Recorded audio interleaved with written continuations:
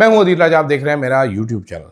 Subscribe जरूर कीजिएगा, feedback आपने ज़रूर देना है। कुछ तब्दीलियां लेके आए हैं, कुछ टाइमिंग में चेंजेस की हैं।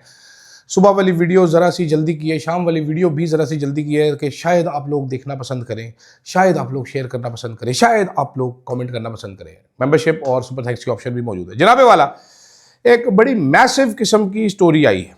वो स्टोरी एक ग्लोबल स्टोरी है, एक बिट्रेयल की स्टोरी है। अब स्टोरी है एक $1 बिलियन सिविल सूट की।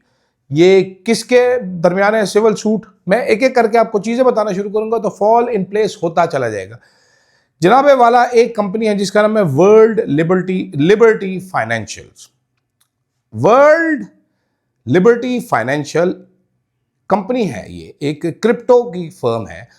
इसके ऊपर एक केस हुआ। केस किसने किया? केस किया जी जनाब एक चाइनीज नेशनल है जिसका नाम है जस्टिन सन। ये कोइंसिडेंटली इसी के कंपनी का सबसे बड़ा इन्वेस्टर था। अब इन्वेस्टमेंट कितनी थी? ये ट्रॉन के फाउंडर हैं जस्टिन सन। इन्होंने $45 मिलियन इन्वेस्ट किया था जनाबे वाला वर्ल्ड लिबर्टी फाइनेंस में। वो एंकर, ये वो बंदा, इसको क्रेडिट दिया जाता है कि जिसने वर्ल्ड लिबर्टी फाइनेंस जैसे एक 2 नंबर से प्रोजेक्ट को लेजिटिमेसी दी थी। अब एलिगेशन क्या लगाई है? कैलिफोर्निया में लॉ सूट फाइल किया गया है। जस्टिन सन ने वर्ल्ड लिबर्टी फाइनेंशियल को एक्यूज किया ऑफ क्रिमिनल एक्सटॉर्शन। उसने कहा जी कंपनी ने बैकडोर इंस्टॉल किए हुए थे टूल्स और उसके टोकन फ्रीज कर दिए हैं जो कि $300 मिलियन से जायद से। अब वो अपने टोकन बेच नहीं सकता, अपनी इन्वेस्टमेंट बेच नहीं सकता। सन ने कहा यह है कि वर्ल्ड लिबर्टी फाइनेंशियल के ऑपरेटर्स जो हैं, ठीक है, उन्होंने इसका पैसा एक्सटॉर्शन के तौर पर हॉस्टेज रखा हुआ है ताकि वो प्रमोट कर सकें इनका नया स्टेबल कॉइन USD1 अपने प्लेटफॉर्म यानी टॉन के ऊपर USD1 को प्लेटफॉर्म करे। अदालत में जस्टिन सन ने क्लेम किया है कि ये जो वर्ल्ड लिबर्टी फाइनेंशियल है ये फाइनेंशियल डिस्ट्रेस में है, वर्ज ऑफ कोलैप्स पे है और इनके पास इतने रिजर्व्स ही नहीं है कि अपने डिजिटल डॉलर को बैक कर सके। अब इंटरेस्टिंग पार्ट शुरू होता है यहां से। आप सोच रहे होंगे मैं आपको एक ऐसी फर्म वर्ल्ड लिबर्टी फाइनेंशियल का क्यों बता रहा हूं और एक चीने मीने का क्यों बता रहा हूं जिसके $300 मिलियन। तो जनाबे वाला ये WLF जो है ये कंपनी, ये बिलोंग करती है डोनाल्ड ट्रंप की फैमिली से। एरिक ट्रंप जो इसके साहबजादे हैं वो एक्टिवली इन्वॉल्व हैं इस कंपनी के अंदर। ये एक क्रिप्टो की फर्म है। इन्होंने एक नया कॉइन लॉन्च करना था, USD1 के नाम से एक स्टेबल कॉइन लॉन्च करना था इस कंपनी ने और क्रिप्टो को प्रमोट कर रहे थे ये। इस कंपनी का जो फाउंडर है वो है स्टीव विटकॉफ का बेटा। स्टीव विटकॉफ का बेटा जो कि डोनाल्ड ट्रंप का बिजनेस टाइकून पार्टनर और उसका स्पेशल ऑनवॉय स्टीव विटकॉफ है, उसका साहबजादा है इस कंपनी का करता धरता। साथ साथ एक्टिवली इन्वॉल्व जो है इस कंपनी में प्रेसिडेंट ट्रंप की फैमिली है, स्पेशली उनका साहबजादा एरिक ट्रंप। अब हमारा यहां से क्या ताल्लुक है? इतने से होगा जी, हम क्या करें? ये स्टीव विटकॉफ वही है जो आजकल ईरान और अमेरिका के मुज़ाकरात में मेन हैसियत रखता है। साथ इसके जो दूसरा बंदा आता है जेरेड कश्नर, ये ट्रंप का दामाद है। दोनों यहूदी हैं, प्रो इजराइल है, ज़ोयनिस्ट कहा जाता है इनको।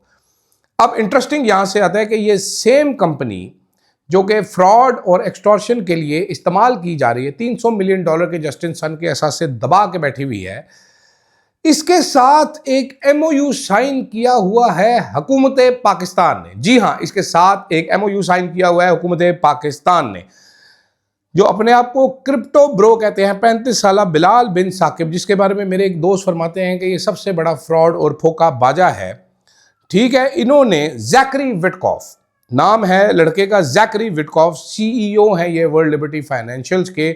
स्टीव विटकॉफ के बेटे हैं, एरिक ट्रंप यानी ट्रंप के बेटे के पार्टनर हैं। उनके साथ इन्होंने एक डील साइन की थी। कहा यह जाता है कि इनके बड़े ताल्लुकात थे इसके साथ, जैकरी के साथ। जनवरी 2026 इसी साल के पहले महीने में WLF का डेलीगेशन आया था पाकिस्तान। ये मुला था प्राइम मिनिस्टर शहबाज शरीफ से और फील्ड मार्शल आसिम मुनीर साहब से। एक MOU साइन किया गया था। इस MOU की साइनिंग में इधर जैकरी बैठे थे, दूसरी साइड पे बैठे थे हमारे क्या उसका नाम है यार, फाइनेंस मिनिस्टर साहब। एक साइड पे हमारे DGISI आसिम मलिक साहब खड़े थे, शहबाज शरीफ साहब खड़े थे, 2 वज़रा और खड़े थे। दूसरी साइड पे आसिम मुनीर साहब खड़े थे, 2 अमरीकी खड़े थे और एंड में बिलाल बिन साकिब खड़े थे। मुझे अभी तक ये तस्वीर याद है, उस टाइम भी बड़ी बात हुई थी कि ये फ्रॉड सी कंपनी है। हमारा MOU क्या था उनके साथ? हमारा MOU ये था कि पाकिस्तान जो है वो क्रॉस बॉर्डर पेमेंट्स के लिए, रेमिटेंसेज के लिए इस्तेमाल करेगा WLF का USD1 स्टेबल कॉइन। ये वही स्टेबल कॉइन है, वही एग्जैक्ट सेम कॉइन है जो जस्टिन सन जिसको कह रहे हैं कि ये फ्रॉडुलेंट है, इनके पास बैकअप इसके लिए डॉलर नहीं है इसको चलाने के लिए, और ये प्रेशर टैक्टिक से मुझे मरना चाह रहे हैं और मेरे $300 मिलियन दबा के बैठे हुए हैं। बिलाल बिन साकिब साहब जो हैं वो अपने से बड़ी छलांगे मारे, हमें बताते हैं कि हमें IMF की जरूरत नहीं, क्रिप्टो से मैं सारा कुछ कर दूंगा। आई डोंट नो क्या कर सकते हैं क्रिप्टो से, लेकिन जो पहली MOU उन्होंने साइन किया है वो एक बहुत बड़ा फ्रॉड है। अगर जस्टिन सन का ये ठीक हो जाता है, ये लॉ सूट अगर वो जीत जाते हैं, तो भाईजान हमने क्या किया है, हमने एक ऐसी कंपनी के साथ डील की है जो कि अपने ही पार्टनर को एक्सटॉर्शन कर रही है। उनके पास एक्चुअल कैश रिजर्व्स है ही नहीं टू बैक द करेंसी जो कि पाकिस्तान यूज़ करना चाहता है।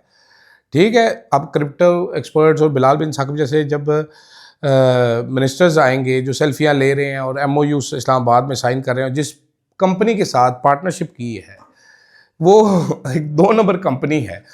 ऑलरेडी ट्रंप की फैमिली के ऊपर इल्ज़ाम लग रहे हैं, इनसाइडर ट्रेडिंग के ट्रंप के ऊपर इल्ज़ाम लग रहे हैं, व्हाइट हाउस स्टाफ के ऊपर इल्ज़ाम लग रहे हैं, जनाबे वाला ट्रंप की ट्वीट्स इस्तेमाल हो रही है मार्केट को मैनिपुलेट करने के लिए। ऐसे इसी टाइम पे जब ये हो रहा था, बहुत सारे लोगों ने उस टाइम पे कहा था कि भाई आप अपनी रेमिटेंसेज बेट कर रहे हैं against stable USD1 stable coin.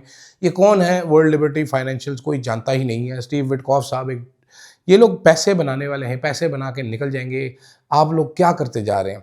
दूसरी तरफ इमरान खान साहब के साहबजादों की एक फिर रही है स्टेटमेंट भी, जिसमें वो कह रहे हैं कि हमारी स्टेटमेंट आने लगी थी, लेकिन पाकिस्तानी गवर्नमेंट ने, एक टर्किश अखबार ने फिर एक खबर भी छापी है कि इस तरह पाकिस्तानी गवर्नमेंट ने और पाकिस्तान की इस्टेब्लिशमेंट ने लॉबिंग फर्म्स का इस्तेमाल किया, वही लॉबिस्ट को हायर किया जो मुशर्रफ को हायर करता था ट्रंप का एतमाद जीतने के लिए। फिर हमें वो फेमस तस्वीर तो याद है जिसमें फील्ड मार्शल ने ट्रंप को तरह तरह के वटे दिखाए थे और ट्रंप की आंखों पे पत्थर डाल दिए थे पाकिस्तान के हालात से। इसीलिए शायद दुनिया कुछ बोलती नहीं है, क्योंकि हम उनको वो चीज़ें देने के लिए तैयार हैं जो गैर मुल्की नहीं करने के लिए तैयार, वो किसी फ्रॉडुलेंट कंपनी के साथ काम करने के लिए तैयार नहीं। दूसरी तरफ हालात इस कदर मजाका खेज़ हो चुके हैं कि इस्लामाबाद पुलिस के एक ASI साहब ने एक शख्स के ऊपर मुकदमा दर्ज करके उनको गिरफ्तार कर लिया।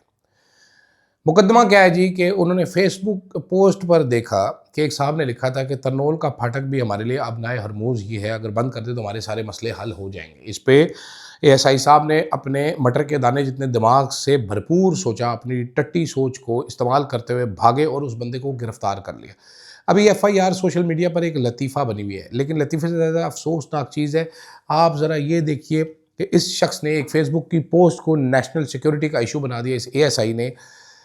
अगर कोई अक्ल वाला मुल्क होता है, ये ASI नौकरी से फारिग होता आधे घंटे के अंदर अंदर कि यार तू डफर तो नहीं है, लेकिन ये एक डफर मुल्क है। इस मुल्क में ऐसा कुछ नहीं होता, उसको शाबाशी दे दी होगी। यहाँ पर तो सोचें आप, ये ASI की बात करो, यहाँ पर काजी फायज ईसा जैसे फ्राडिये 2 नंबर काले मुंह वाले चीफ जस्टिस बन गए, आज बैठ के बोंगियाँ मारता है कि मेरे फैसले पढ़ो। अबे डंगर, तुम्हारे फैसले पढ़ेंगे जिस टाइम पे तो लोग तुम्हें जूते मारेंगे, तुम्हारे मुंह पे गूं फेंकेंगे। तुम्हारे फैसले तो अपने तजादात से भरे हुए हैं। तुम मजबूरी तौर पर इंतहाई सतही एक मुंतशिर ख्यालात के मालिक घटिया 3rd क्लास आदमी थे, ठीक है। और तुम्हारे जैसे लोगों के लिए आर्टिकल 6 इस मुल्क में ईजाद हुआ है। जब तक तुम वो कुत्ता हो जिसको जब तक अदलिया के निज़ाम से नहीं निकालेंगे, अदलिया ठीक नहीं होगी। तुम्हारे जैसे और भी बहुत सारे पल रहे होंगे यहाँ पर। माजरत, ज़रा मैं ज़्यादा बोल गया, लेकिन जब मुझे याद आता है कि इस बेगैरत आदमी ने 2 अदद बेगैरत सहाफ़ियों को, इस्लामाबाद के रिपोर्टरों के कहने पर अशरफ साहब का केस किस तरीके से ख़राब करने की कोशिश की थी just to get back at Mansoor Ali Shah, मेरा खून ही खोल उठता है। ये घटिया आदमी वो है। एक फ़ैसला इसका सिर में बता रहा हूँ, डंगर का, इस खोते का, इसने सो मोटो नोटिस लिया व्हेन ही वाज सिंपली अ जज ऑफ सुप्रीम कोर्ट। खुद ही सो मोटो नोटिस लेके बैठ गया डंगर का बच्चा। बाद में जब चीफ जस्टिस बना तो फैसला दे रहा है कि चीफ जस्टिस के अलावा कोई सो मोटो नोटिस नहीं ले सकता। ये तेरी कुल औकात है, ये तेरा कुल फैसला है मनूस आदमी। क्या तू बातें करता है कि मेरे फैसले पढ़ो? तेरे फैसले पढ़ने से ताल्लुक रखता है, टट्टी फैसले है तेरे। तुम्हारे साथ कब्र में जाएंगे, तुम्हारा मुंह कब्र में काला करेंगे। घटिया फैसले, तुम्हारे बल्ले के निशान वाला पढ़ने वाला फैसला है। कंडक्ट तुम्हारा ऐसा है कि तुम्हारा कोई फैसला पढ़ा जाए। इवन तुम्हारा फैजाबाद धरने वाला एक इंतहाई 3rd क्लास किस्म का फैसला है विद लैकिंग फैक्ट्स, झूठ और एजम्पशंस पे बेस पे फैसला मैं आज कह रहा हूँ, मुंह पे तुम्हारे कह रहा हूँ, मैं पहले भी ये मेंटेन करता रहा हूँ, तुम फ्रॉडी आदमी हो। तुम वो जज हो जो प्ली क्या ले रहा था कि जनाब मैंने पैसा बाहर भेजा है, मेरी बीवी ने अकाउंट छुपाए, क्योंकि हमें पता ही नहीं था कि डिक्लेयर करने थे, कानून का हमें पता ही नहीं था। तुम वो बेशर्म आदमी हो, तुम वो एंटाइटल्ड आदमी हो जो अपने बेटे के लिए लेटर लिखते रहे, अपनी बीवी के लिए वजारत दाखिला को प्रेशर करते रहे कि मेरी बीवी का वीज़ा एक्सटेंड किया जाए, उसको साल का वीज़ा दिया जाए, because she is not a Pakistani national. ठीक है। और यहाँ पर बातें तुम बैठ के मंबर पे बैठ के उस कुर्सी पे बैठ के बड़ी बड़ी करते थे। और ये माज़रत चीफ जस्टिस याहिया अफरीदी साहब का अंजाम भी काजी साहब से कोई बहुत फ़र्क नहीं होगा, कोई 5-10 सेकंड का ही फ़र्क होना है ज़्यादा से ज़्यादा दोनों में, वो भी इंतहाई बूदे और नाकारा ही साबित हुए। इस पर बाद में खैर बात करेंगे।